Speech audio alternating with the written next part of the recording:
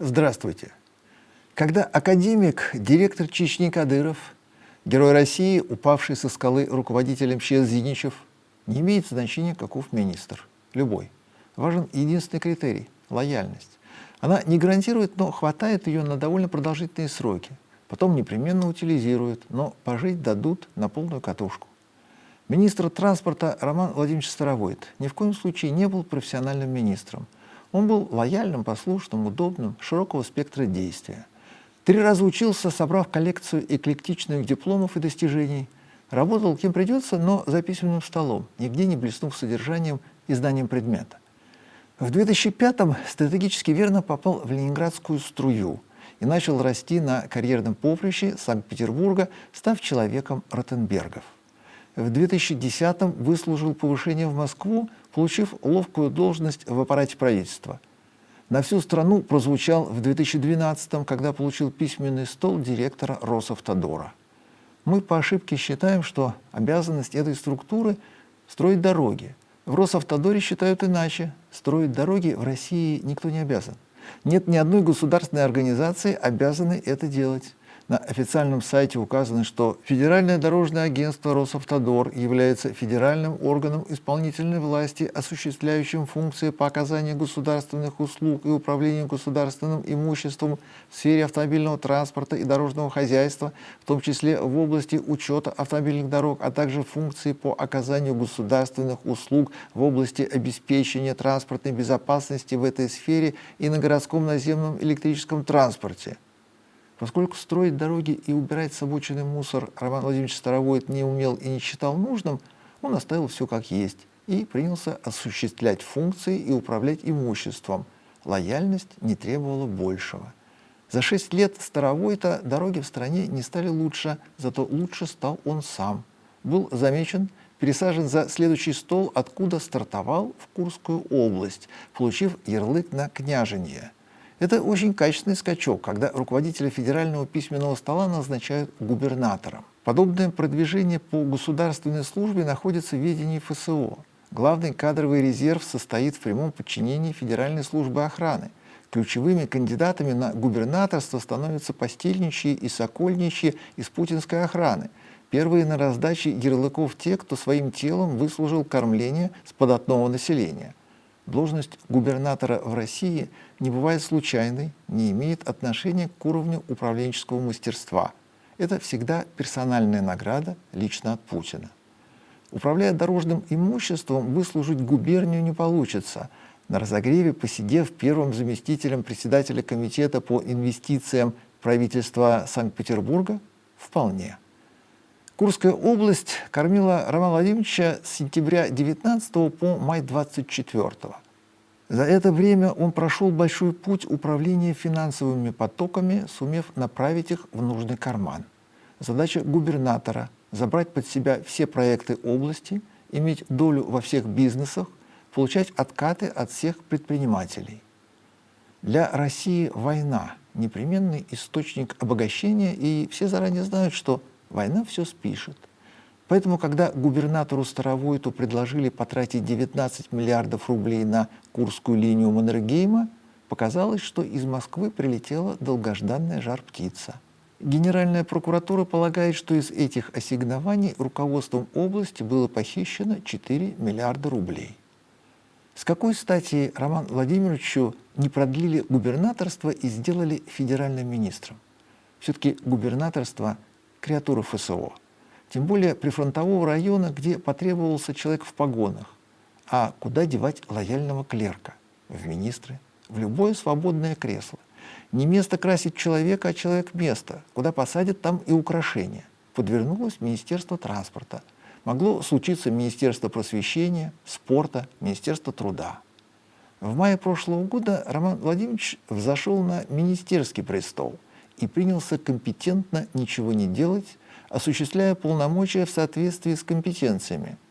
А в его Курской области вместо умеющего молчать ФСОшника воцарился Хинштейн и принялся топить всех вокруг, рыть другому яму, плевать в колодец и шить уголовные дела из материала заказчиков.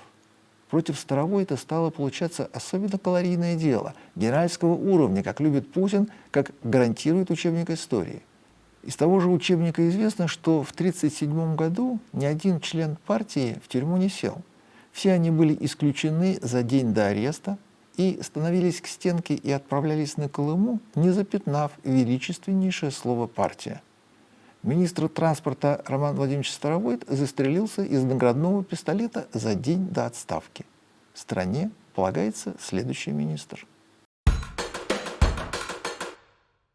Глава банка ВТБ Костин летит жить на спутник Юпитера. Хозяин Татарстана Минниханов попросил у него на космическую программу 491 триллион рублей, получил 53 миллиарда рублей и пообещал вечную жизнь. Почти вечную. 700 лет долголетия на спутнике Каллисто. После чего Костина ничего бренное на Земле не держит даже Наиля Аскерзаде. Теперь ему можно говорить, что думаешь. Иной причины трудно придумать. С какой стати Костин шире любого телевизора вздумал поболтать о насущном, за которое худеет до размеров Улюкаева, получая на ровном месте 8 лет лагерей. А тут осмысленный текст. Такое на пожизненное тянет, протяженностью в непонятно сколько лет, когда жизнь растягивает на 7 веков. На финансовом конгрессе Банка России Костин призвал закрывать в России неэффективное производство. Костин отважно заявил: в России много неэффективных предприятий, которые получают поддержку от государства. Это нужно прекратить. Подобное заявление равносильно запрещенному во времена СВО слову «война», за которое простолюдины отправляются в тюрьму. Освеженный перспективы долголетия на спутнике Юпитера, Костин не унялся и продолжил критиковать Родину, Отечество и лично товарища Брежнева. «Я даже не знал, — сказал он, — насколько много денег государство выделяет на поддержку наших предприятий и разных программ. Мы должны от этого уйти. Нам нужно, конечно, перейти на рыночные методы. Поддерживать только там должно государство, где предприятие действительно является государственным приоритетом. У нас на подсосе сидит огромное количество разного рода предприятий, которые не могут обеспечивать эффективность», выболтал государственную тайну Костин. Как в России измеряется эффективность производства? На общих основаниях со всем миром? Эффективное зарабатывает само, из бюджета дотации не просит, производимый продукт охотно покупают и хотят добавки. Но в эту формулу не укладывается ни один автомобильный завод страны. Все 4 автозавода России живут за чужой счет, делают продукцию, пользоваться которой приходится от безысходности. КАМАЗ проиграл китайцам, пребывает в финансовом обмороке, выживает за счет государственной поддержки, производя никчемные грузовики, пригодные только на войне. На КАМАЗах хорошо погибать, но трудно зарабатывать. По итогам 2024 года доля КАМАЗа на рынке крупнотоннажных грузовиков сократилась до 17%. ГАЗ знаменит невыносимыми газелями, приучив страну к ее нарицательному имени и не научившись делать ее похожей на автомобиль.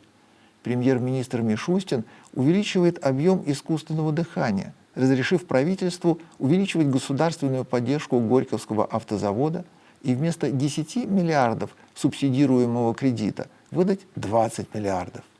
Именно про эти деньги говорил Костин, предлагая прекратить. Ульяновский автозавод в 2017 году потерял смысл жизни и оправдание своего существования. Министерство обороны прекратило закупку УАЗов для войны. Предприятие превратилось в производителя исторических и музейных экспонатов за свой счет. Но с 2022 года гособоронзаказ возобновлен. УАЗы пошли на войну, есть деньги и государственная поддержка. На модернизацию производства выделено 18 миллиардов рублей. И только АвтоВАЗ не собирается ничего делать. На «Жигулях» не воюют, рынок проигран, китайцы заняли страну. Что не сказывается на зарплате генерального директора письменного стола АвтоВАЗа Соколова. Но он не бездействует. Соколов поднимает всей стране утилизационный сбор, чтобы вместе с конкурентами умер любой потребитель, и продолжает получать от правительства деньги и преференции. Фонд развития промышленности подписал 3 соглашения о предоставлении АвтоВАЗу льготных займов на общую сумму свыше 7 миллиардов рублей.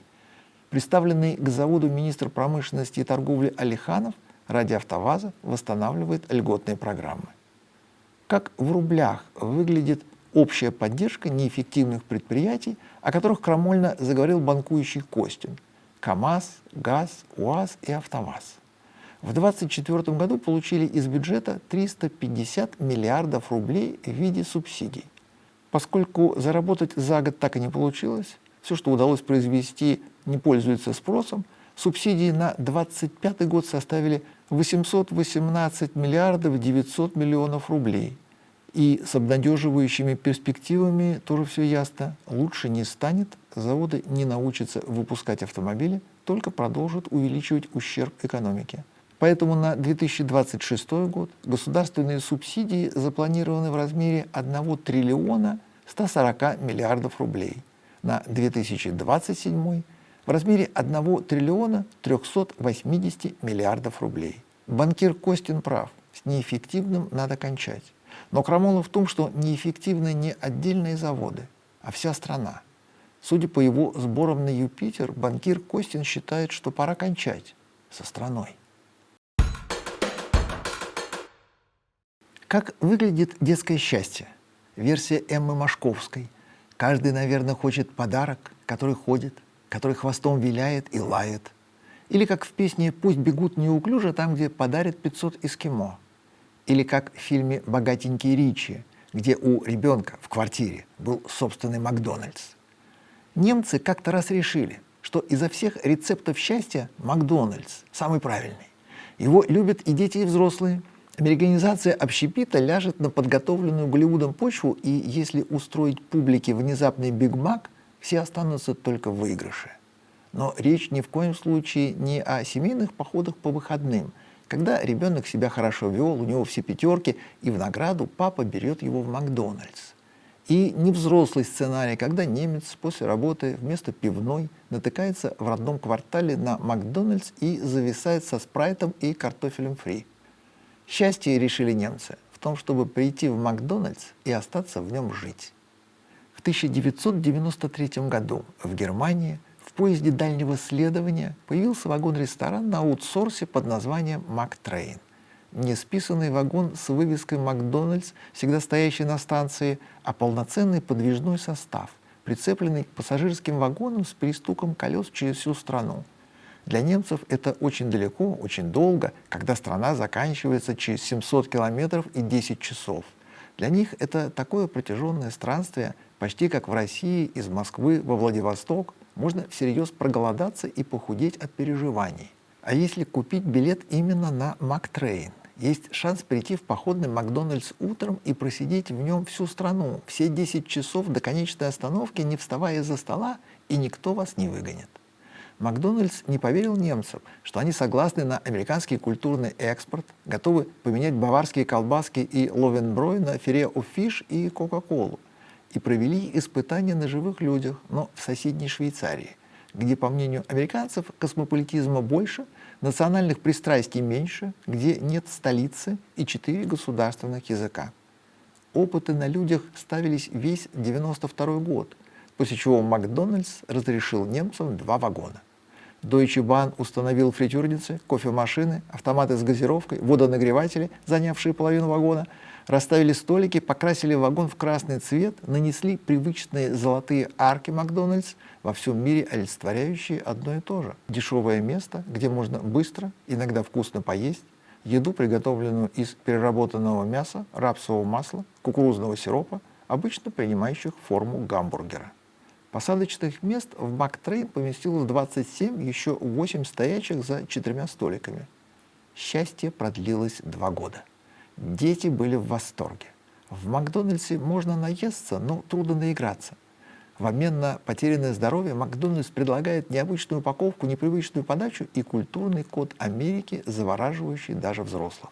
Всерьез развернуться и пустить по всей Германии и соседним странам поезда с Макдональдсом помешало 3 обстоятельства. Во-первых, в Германии шницель сильнее. Во-вторых, подешевели билеты на самолеты, стало проще, быстрее и выгоднее летать, а не ездить. В-третьих, и это самое существенное, провальной оказалась логистика. Пополнить по дороге запасы было крайне трудно, и приходилось держать замороженные полуфабрикаты в стационарных Макдональдсах и пытаться успеть на поезд с доставкой. Еще хуже получилось с персоналом. Если кто-то опаздывал на 3 минуты, Он не попадал на работу вовсе, а бригада оставалась без игрока. Но совсем плохо получалось с конечной. Поезд пришел на другой конец страны, и персонал закончил смену, но ему некуда идти. Дом далеко, ровно в 700 километрах. Следовательно, нужна гостиница, после ночи в которой та же бригада вновь заступает на смену и обреченно работает второй день подряд, вопреки обещаниям и традициям фирмы о гибком графике и удобной подработке на несколько часов. Через 2 года, в 1995-м, проект закрыли.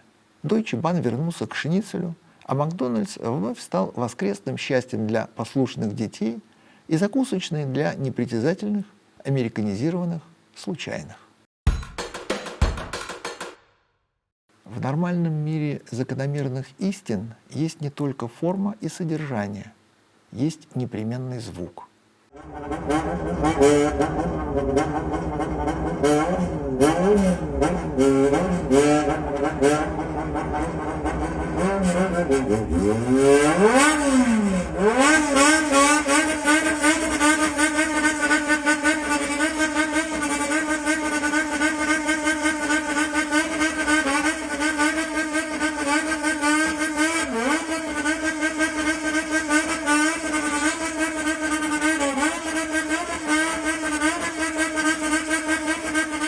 Музыка — это не когда есть флешка и на чем послушать. Это когда рядом люди с фантазией.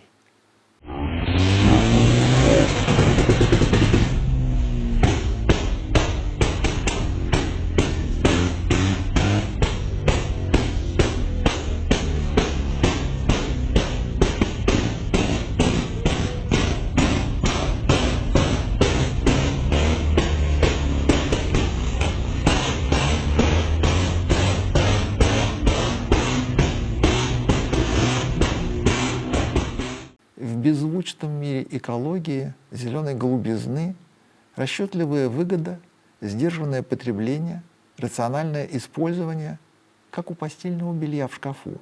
Ему не развиваться пиратским флагом, не стать привидением с мотором, не летать белой молнией подобным.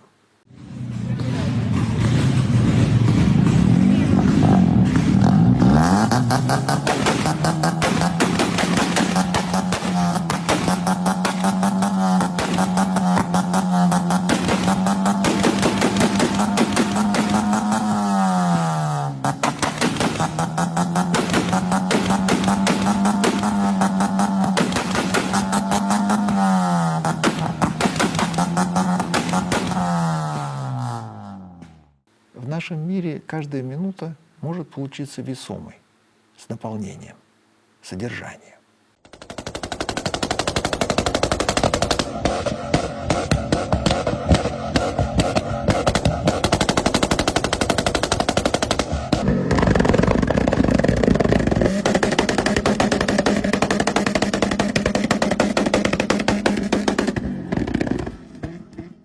Жизнь со звуком.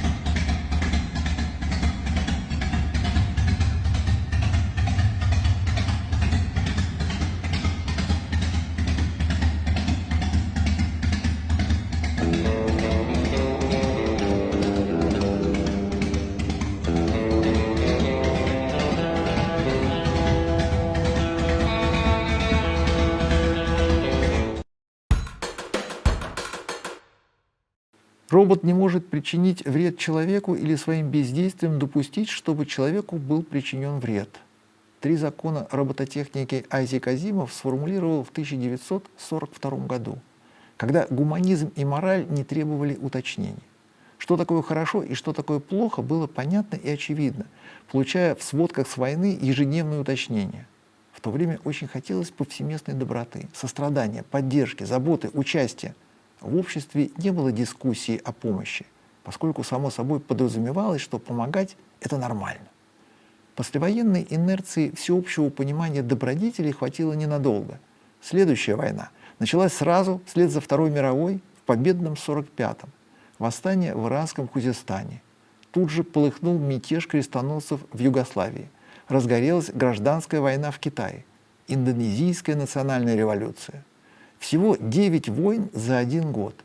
Они во многом были послесловием ко Второй мировой, но показали, что людям мало, требовалось еще. Европа в руинах мечтала больше так не делать. Остальные регионы, наблюдавшие со стороны, лишь убедились в праве сильного и в том, что диалог – удел слабаков. Сильные непременно идут убивать во имя своих интересов. Но на словах и те, кто отныне воевать не хотел, и те, кто с удовольствием набросился на соседа, выглядели одинаково добродетельными, были за справедливость, законность, порядок. Слова одинаковые, дела разные. То есть, как ни старайся все четко сформулировать, объясниться, быть понятым, надо быть готовым, что не поймут, извратят, обернут против. Вермахт убивал людей, имея на пряжке солдатского ремня коммунистическую надпись «С нами Бог». На воротах Бухенвальда с философским сочувствием было написано известное по Мартину Лютеру высказывание, сформулированное в XV веке «Каждому свое». На воротах Освенцима не менее философское «Работа делает свободным». Правильные слова прикрывали жуткие дела. Сегодня все проще. Не требуется быть приличным, добрым, честным. Не надо маскироваться и притворяться. То, от чего человечество пыталось уйти, изжить в себе, исправить в собственной породе, все, что считалось пороком и по умолчанию было недопустимым, отныне стало нормой. Быть плохим раньше считалось недостойным. Теперь это признак рационального мышления и хорошая черта. Негодяй не изгой – пример для подражания. Подлость не порок – вариант выгодного поведения. Сильно ухудшив себя, сдав по всем позициям, откатив эволюцию вспять, приблизившись к обезьяне, люди взялись создавать искусственный интеллект.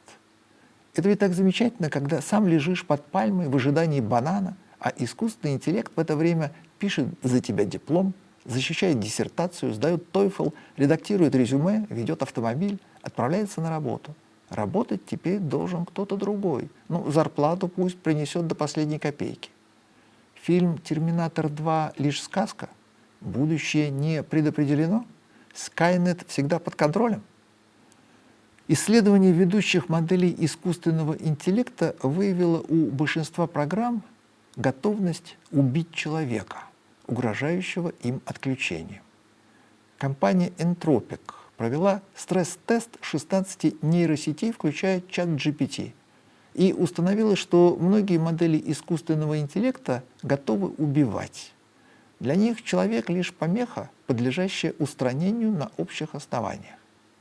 В менее стрессовых тестах, где по условиям задачи выбор стоял не между жизнью и смертью, а между честностью и бессовестным поведением. Там нейросети, как сказано в отчете, даже близко не приблизились к предотвращению несогласованного поведения. Аналитики подчеркнули, что искусственный интеллект шел на это при полном осознании неэтичного характера действий. Первый закон робототехники Айзека Азимова для нейросетей оказался такой же сказкой, как «Терминатор» для людей. На самом деле эксперимент показал, что искусственный интеллект достиг профессиональной зрелости и готов заменить человека, поскольку является его достоверным подобием. Он такой же негодяй, как и большинство людей. Следовательно, искусственному интеллекту самое время брать управление на себя. Например, за рулем. и не только за рулем. Для китайской компании Lotus очень важно оставаться английской. У нее 2 завода, один в Великобритании, второй у хозяина в Китае. Но до тех пор, пока хоть что-то происходит дома, в Норфолке, весь мир считает автомобили английскими. О процветании Лотуса речь давно не идет. После давней смерти основателя компании Колина Чапмана в 1982 году инерция его таланта недолго сохраняла Лотус на плаву. Фирма пошла по рукам. В 1986 году ее купил американский General Motors. Через 10 лет, в 1996-м, малазийский Proton. В 2017-м китайская Geely. Каждый новый владелец брался за Lotus только из-за фантомного Колина Чапмана, настолько блистательного конструктора, что в него верили даже после смерти. Чтобы не расплескать наследие, сами работники компании начинали новый рабочий день с главного заклинания, сформулированного Чапманом: упростить и добавить легкости. Заклинание помогает до сих пор, поскольку каждая не тяжелая, несложная машина априори интересна, надежна. Lotus по-прежнему отличная инжиниринговая компания с неплохими изделиями по основному профилю. Первая машина Lotus 7 была простейшей, очень легкой. Она была разновидностью карта, но похожей на настоящий автомобиль. На ней было невозможно ездить, только гонять. Lotus 7 выпускается до сих пор. Его производство началось в 1957-м. В 1972-м Колин Чапман продал права своему дилеру фирмы Caterham, что означает 68 лет непрерывного производства и подтверждает долгоиграющий талант конструктора Чапмана, каждая работа которого легка, проста, гениальна. Всякий новый владелец компании покупает Lotus в расчете на скелет Чапмана в шкафу. Lotus пакует чемоданы и покидает Норфолк и Великобританию, сообщают газеты. Новость вызвала шок у страны, поднялась до уровня правительства. Дрогнула экономика и репутация. Англия и так распродала всю свою автомобильную промышленность, но до тех пор, пока заводы территориально остаются на привычных местах, считаются английскими и тешат самолюбие всей страны. Но теперь Lotus всерьез рассматривает возможность переезда. И вовсе не в Китай, как все подумали. Lotus едет в Америку. И не потому, что разорился, а потому, что Дональд Трамп поднял тарифы на экспорт. Для Lotus ключевой рынок вовсе не китайский, не европейский, а американский. И как только Трамп в посудной лавке взялся за экономику и затеял таможенную войну со всем миром, продажи автомобилей Lotus в Америке упали на 50%. Чтобы окончательно не окитаиться, придется закончить англичанствовать и начать американизироваться. Lotus рассматривает не только переезд в Америку, но и новый американский двигатель для модели Emira, чтобы заодно прослыть хотя бы немного местным и попутно уложиться в здешние экологические нормы. Сегодня у Emira японский V6 от Toyota объемом в 3,5 литра, мощностью 406 лошадиных сил. Замена мотора может сделать машину не хуже, а лучше, поскольку в Америке полагается на все ставить V8, что для Emira только на пользу. Хотя вся Emira целиком, не говоря уже о возможном американском моторе, наиболее удалена от принципов Чапмана. В ней нет ни легкости, ни простоты. Приготовление Лотуса к переезду и закрытие родового завода в Норфолке британское правительство расценило как еще один пример недопустимого американского поведения. От Трампа трясет всю Европу, а теперь еще и Lotus вместе с английским правительством. И хотя Lotus – компания частная, к тому же китайская, символом Англии она остается. Поэтому правительство Великобритании посчитало нужным вмешаться, что беспрецедентно. Помогать частному капиталу не позволено. Как говорила премьер-министр Маргарет Тэтчер, нет государственных денег, есть деньги налогоплательщиков. Но правительство заявило о намерении потратить деньги налогоплательщиков на помощь компании Lotus и начало консультации. Lotus тут же объявил о готовности никуда не ехать, оставаться дома, слушать дальнейшие предложения. Англичане действия властей поддержали, не стали устраивать полагающийся правительственный кризис. Теперь начинается челночная дипломатия, и где-то под ковром китайцы получат выгодное предложение, способное удержать Lotus на поверхности и на английской земле. на ближайшие несколько лет, пока в Америке не распогодится. Лет 30 тому назад, в 95-м, так выглядела любая улица любого города, любой двор любого дома в России, в каждой бывшей республике. Отечественные машины всех лет с вкраплениями иномарок. Вокруг «Жигули» и «Москвичи», кто-нибудь на «Волгах», «Победах», и все с общей мечтой о приличном автомобиле. Хотелось любую машину из любой страны. Свое считалось худшим в мире. Не очень разбираясь, верилось, что все остальное лучше, поэтому годилась какая угодно, лишь бы не своя. На фестиваль в литовском городе Юодупе, где после целого дня праздника ни одной бумажки, ни одного окурка, вставшие будто у себя во дворе машины приехали только что, а с раннего утра они катались по окрестным городам, побывали в музее и лишь в конце программы припарковались здесь. Мы соскучились по своим прежним машинам. Теперь, по прошествии 30 лет, они нам наконец-то милы, дороги? Да. Тем более, что сегодня, когда не надо постоянно чинить, поднятый капот не означает катастрофу, когда не надо на них каждый день на работу, когда есть время и можно не спешить. В них ценится наше собственное прошлое, наши 30 прошедших лет. Сегодня их ни за что упрекать. Жан Рено правильно сказал в фильме «Васаби», с годами вспоминается только хорошее. Мы не помним, каково было выставлять уровень в поплавковой камере, как менять бегунок в трамблере, как щупом регулировать клапана. По прошествии лет нам сияет другая сторона этой медали, когда автомобиль был в первую очередь еще одной, а порой единственной степенью свободы, когда машина означала сразу все, когда поехать было не рядовым событием, а для детей и вовсе праздником. И когда вокруг старого москвича собирались всем двором, крутили гайки, капиталили мотор, меняли подшипники, через пресс-масленку набивали смазкой крестовину кардана. Ну, чинили не всегда.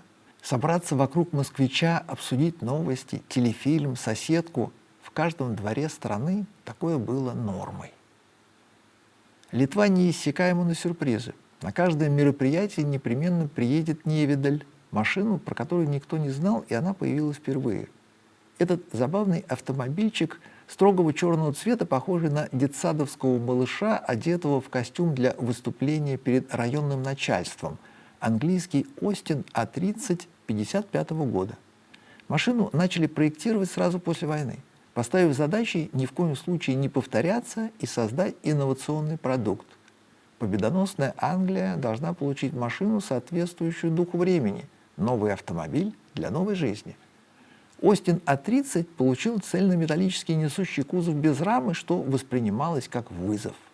Выполняя распоряжения властей о неизбежной экономии материалов, машина поначалу оставалась с одним дворником, солнцезащитным козырьком, единственным стоп-сигналом сзади и печкой за доплату. В длину этот кей-кар как запорожец, но у него 4 двери для взрослых. Моторчик объемом 800 кубиков, 4 цилиндра, полноценное жидкостное охлаждение, 47 лошадиных сил. Послевоенная Англия заправлялась бензином А70, на котором ехала плохо. Но в 1952-м ограничения по октановому числу сняли, страна поехала бодрее, мощности Остина стало хватать и на максимальную скорость в 100 км в час, и на большой спорт, где эти машинки выступают до сих пор. Фирма настолько увлеченно работала над моделью, что смастерила не только четырехдверный седан, но и двухдверное купе, а затем еще и коммерческий фургон, создав живой уголок. Еще одно открытие фестиваля в литовском Юодупе — «Жук» со спальным прицепом. Несмотря на грустную констатацию гибели второго автомобиля, превращенного в повозку, как в фильме «Формула любви», материализация чувственных идей прошла успешно. Получился фирменный аксессуар. Качество изготовления безупречное. Спальные места удачные. Неплохая версия жизни после смерти.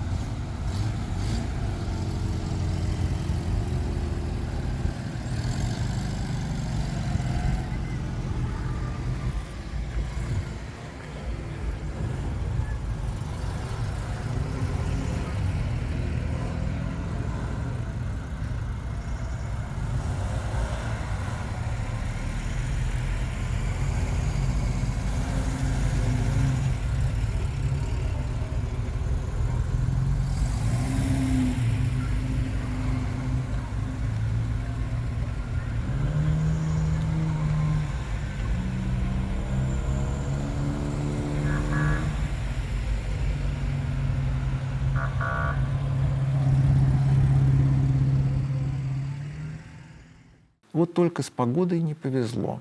Как в песне: не было печали, просто уходило лето.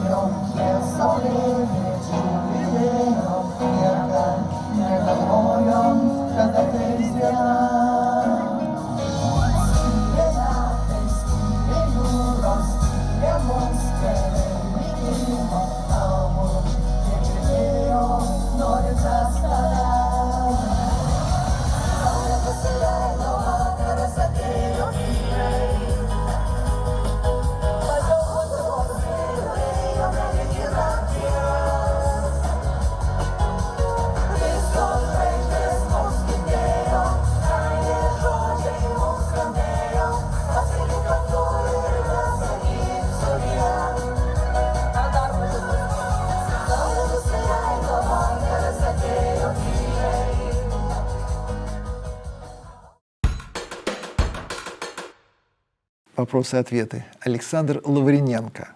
У Шкоды Йети не все так просто с названием. Тут имеет место еще игра слов. В чешском языке, в старом довоенном стиле, слово «йети» означает «ехать». В современном чешском оно сократилось до «ет». Пишется иначе, звучит одинаково. Владимир Купич. Если бы автомобильные компании делали денежные отчисления в пользу зверей, именами которых названы модели, не было бы нужды заносить их в Красную книгу для сохранения и выживания.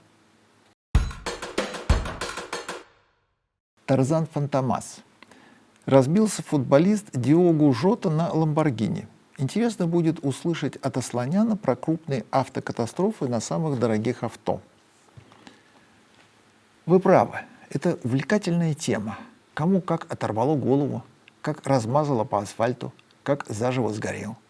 Сколько миллионов стоила его машина, сколько стоил он сам, какая компенсация, кому досталась жена, долго ли рыдали дети. Каждая авария собирает вокруг зевак. Они с удовольствием снимают на телефон, получают отличный контент. Как на глазах корчится человек, как истекает кровью, как кричит от боли, как бьется в агонии. Вот о чем надо делать программы. Показывать в подробностях, дать насладиться зрелищем. Интересно будет. Но такая программа получится не про то, как очень богатый убился на очень дорогом, а про человеческую природу, неизлечимую. На сегодня все. До свидания.